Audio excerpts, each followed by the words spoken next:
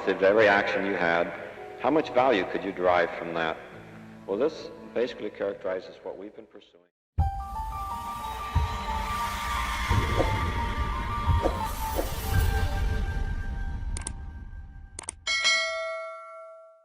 Ketika menggunakan komputer Anda, pasti Anda sudah tidak asing dengan benda yang bernama mouse komputer. Jangan berpikir bahwa mouse yang dimaksud adalah seekor hewan pengerat yaitu tikus, tetapi mouse komputer, yang merupakan perangkat elektronik pendukung ketika Anda bekerja menggunakan komputer. Dalam tugasnya, mouse komputer mempunyai fungsi sebagai alat input dalam memilih-milih menu atau pilihan yang tampil di monitor komputer.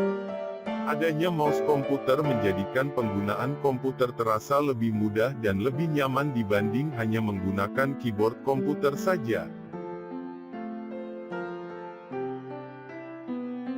Di mana sebelum penemuan mouse komputer orang masih sulit dalam menggunakan komputer karena hanya menggunakan bantuan keyboard saja sebagai alat inputnya.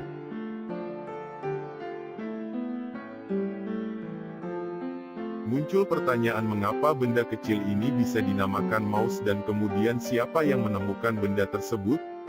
Jawabannya, mouse komputer pertama kali ditemukan oleh seorang yang bernama Douglas Engelbart yang kemudian dikenal sebagai penemu mouse komputer.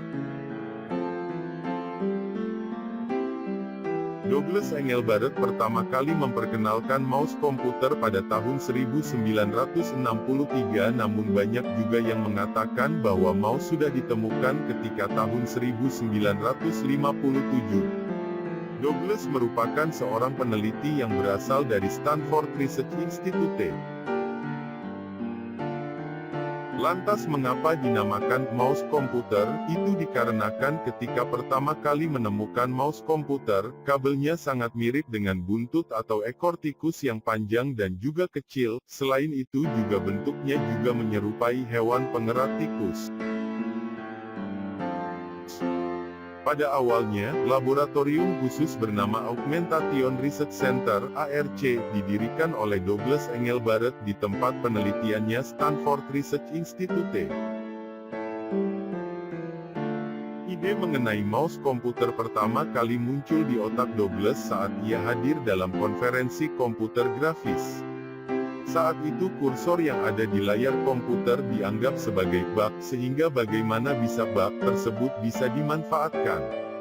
Eksperimen terus dilakukan oleh Douglas dengan melakukan berbagai macam uji coba dengan menggunakan benda-benda yang awalnya berbahan dasar kayu dan hanya terdapat satu tombol namun belum sempurna. Kemudian di model selanjutnya, benda hasil eksperimennya sudah dilengkapi dengan 3 tombol di mana besi sebagai bahan dasarnya dan roda penggerak yang menggunakan aluminium.